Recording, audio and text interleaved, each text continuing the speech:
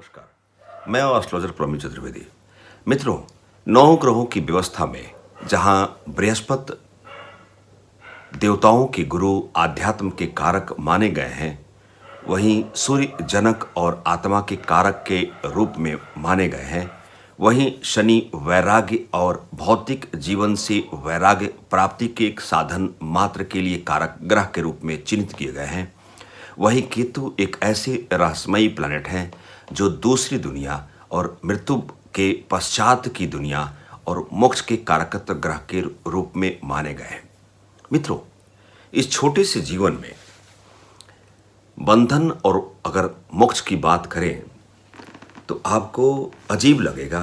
अर्थात हम इस जीवन रूपी व्यवस्था में इस पदार्थ रूपी वस्तुओं को अपने मकान, धन दौलत, गाड़ी वाहन, सुख की उस जो तात्कालिक जो क्षणिक व्यवस्था है, इसे हम वास्तविक जीवन के रूप में चिन्हित करते आए हैं। मित्रों, यह बंधन के रूप में जब तक हमको इस मर्तलोक में जीना है, अर्थात हम बंधे हुए रहते हैं। अर्थात बंधन की व्याप्ति हमारे जीवन में ऐसी व्यवस्था क्यों होती है, ऐसे अपने स्वयं को हम बंधन में क्यों पाए जाते हैं।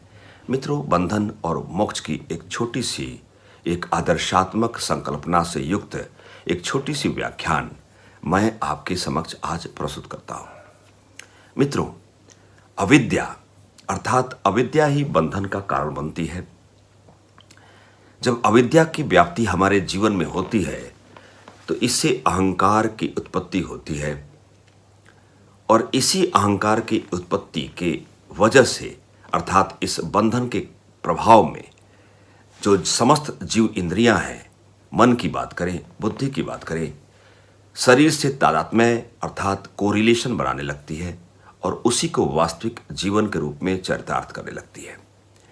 इसी बंधन के कारण जो वास्तविक जीव है, अर्थात जो हम हैं, ब्रह्म की बात करें, आत्मा की बात करें, जगत के इस वास्तविक स्वरूप के संदर्भ में एक अज्ञान की व्याप्ति आने लगती है, अर्थात होने लगती है। हम अज्ञानतावश इस बंधन के उस जकड़ में बंधते हुए हम वास्तविक जीवन से बिल्कुल अलग हट जाते हैं।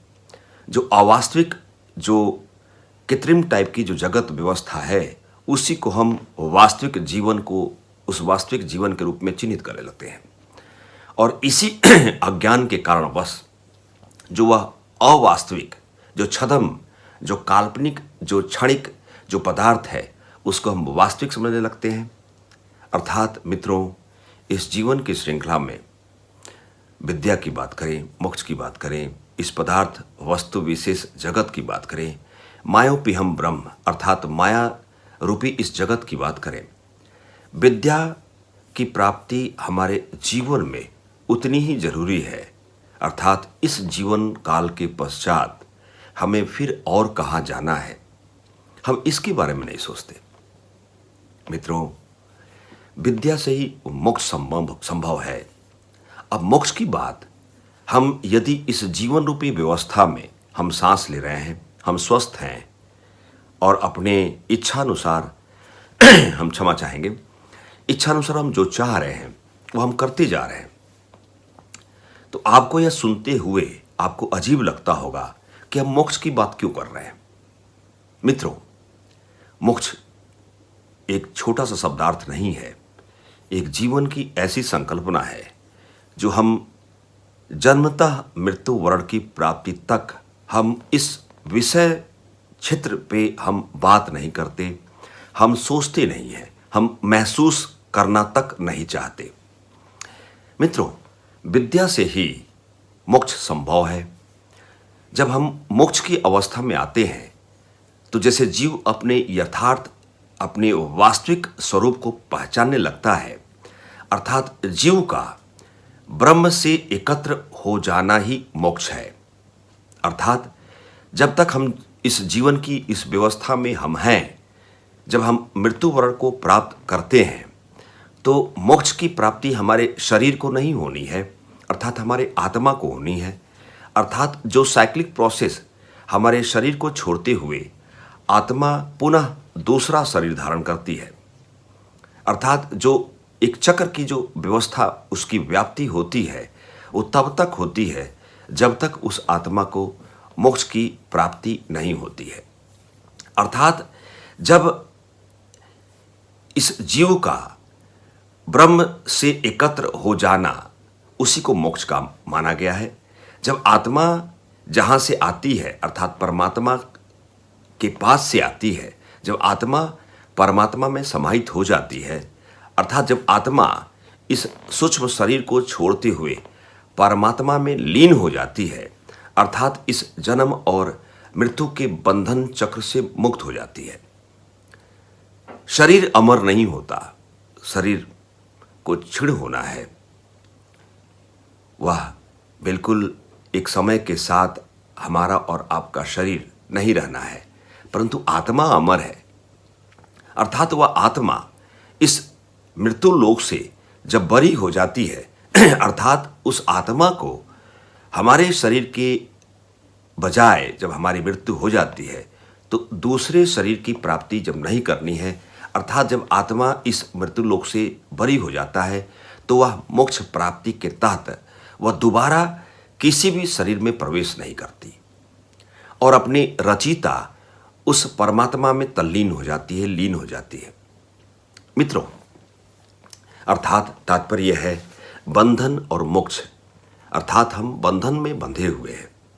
जैसे नदी, पूरी की पूरी नदी जब समुद्र में एकत्र हो जाती है तो वह एक साथ मिलती हुई प्रतीत होती है, उसी प्रकार उदाहरण के रूप जब आत्मा परमात्मा में तल्लीन होती है, लीन होती है, तो यह इस जीवन के मृत्यु और जीवन के चक्र से मुक्त हो जाती है। मित्रों, मोक्ष की अवस्था में जीव का ब्रह्म में अर्थात उस परमात्मा में एकाकार हो जाता है। मित्रों, मोक्ष प्राप्ति के साधन के तहत कर्म के माध्यम से हम उसे अचीव नहीं कर सकते। हम कितने भी बेहतर कर्म करें, सत्कर्म में तल्लीन हो जाएं, हम दूसरों की सहायता करें, परोपकारी हो जाएं, परंतु मित्रों कर्म के माध्यम से हम उस मोक्ष की प्राप्ति के साधन को टच नहीं कर सकते। उसका रीज़न क्या है? कर्म में कर्ता अर्थात हम कर्म करते हैं, कर्ता और कार्य का भेद निहित हो जाता है और इसलिए कर्म के द्वारा जीवात्मा जो परमात्मा की जो जीवात्मा अर्थात हमारे अंदर जीव है, जीवात्मा का ब्रह्म के साथ एक रूपता का ज्ञान संभव नहीं हो पाता। अर्थात मित्रों, मोक्ष की प्राप्ति का एकमात्र साधन के रूप में ज्ञान है, विद्या है, उसी से हम उसे संभव कर पाते हैं। मित्रों, यह रही बात मोक्ष की बात, जो मृत्यु वर्ण के पश्चात की बात होती है।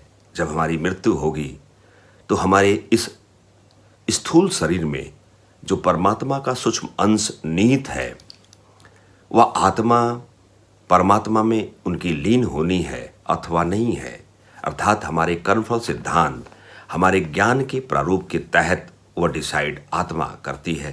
अर्थात आधार के रूप में आप ध्यान देंगे, आधार के रूप में जहाँ एक कार्य कारण का सिद्धांत का जो एप्लीकेशन मोड करते हैं, आपके हर कार्य, मेरे समस्त कार्य में कार्य और कारण का सिद्धांत है, हम वही कार्य करते हैं, अर्थात उसके अंदर अंतर्निहित कारण होती है। उसी प्रकार मित्रों, साध्य और साधन की बात करें तो साध्य के रूप में हमारे शरीर में आत्मा है, साधन के रूप में हम हैं और आप हैं। उसी प्रकार कार्य कारण और साध्य साधन की बात करें, आधार और आधेय की बात करें तो आत्मा हमारे व्यवस्था पे टिकी हुई है। अर्थात जब हम ज्ञान की प्राप्ति करते हैं तो मेरे शरीर के अंदर जो अंतर्निहित आत्मा है उसे मोक्ष की प्राप्ति मिल सकती है। अर्थात हम गलत काम करते हैं तो हमारे शरीर के अंतर्निहित आत्मा उसे फील करती है कि हम किस शरीर में हमारा प्रवेश हुआ है या ऐसा क्यों कर रहा है। अर्थात जिसे हम अपने स्पिरिचुअल, अपने इंट्यूशन पावर से उसे हम फील करते हैं, आप भी महसूस करते होंगे।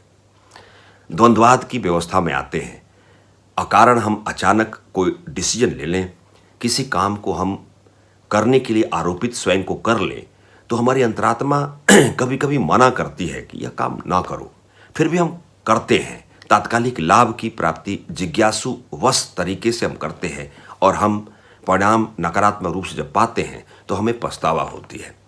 अर्थात यदि आपके कर्मफल सिद्धांत का आरोपण आप अपने लाइफ में सुंदर तरीके से संजोए रखे हैं, आप ज्ञानवान हैं, आप विद्वान हैं, आप वेद का अध्ययन कर रहे हैं, आप शास्त्र का अध्ययन कर रहे हैं, पुराण का अध्ययन कर रहे हैं, आप श्रीमद् भगवत गीता का अध्ययन कर रहे हैं, तो आपकी आत्मा जो आपके शरीर में स्थित है, जो परमात्मा का एक सूक्ष्म अंश है, उसे अंतः शक्ति मिलती है। मित्रों, बंधन और मोक्ष के तहत हमारे एस्ट्रोलॉजिकल बैकग्राउंड में इसे आप कैसे चिन्हित कर सकते हैं, आज मैं बिल्कुल अलग तरीके से आपसे वार्तालाप कर रहा हूं। इस लॉकडाउन के तहत हमारे मन में एक जिज्ञासा थी कई दिनों से, जो मैंने सोचा कि इस एस्ट्रोलॉजिकल बैकग्राउंड की चर्चा के साथ साथ मैं इस विषय क्षेत्र की चर्चा के तहत मैं आपके समक्ष में उपस्थित हूँ। मित्रों, जहाँ सूर्य आत्मा है, वहाँ केतु मोक्ष जैसी बातों को इंडिकेट करने वाला कारक प्लैनेट है, रहस्य का कारक है। दूसरी दुनिया अर्थात इस दुनिया को जब छोड़ते हैं, हमारी जब मृत्यु होती है, तो हमारे शरीर में निहित जो आत्मा है उसे कहाँ जाना है, वह ऑलरेडी केतु बताती है।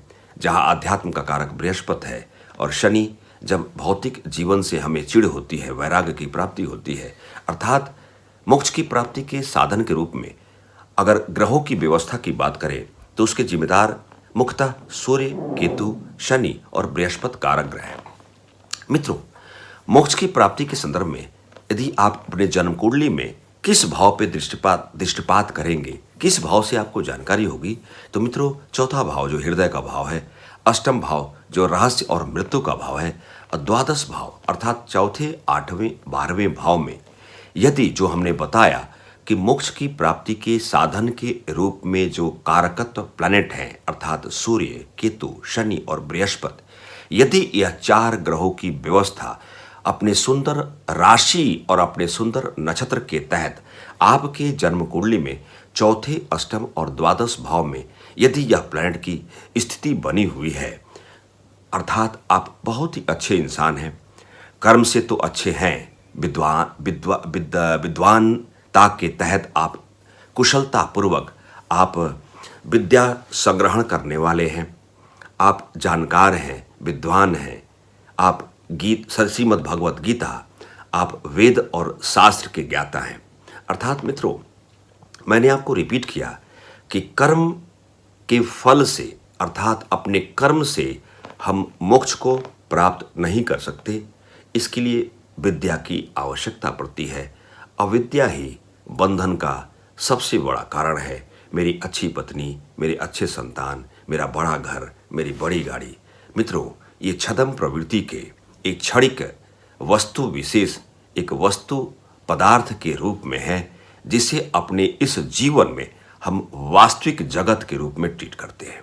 मित्रों, एक छोटी सी चर्चा के साथ मैं आगामी भविष्य में मैं बिल्कुल सुंदर तरीके से अपने प्रस्तुतिकरण के तहत मैं आपको इस प्रकार के ज्ञान मैं अवश्यंभावी रूप से मैं आपको देने का प्रयास करूंगा।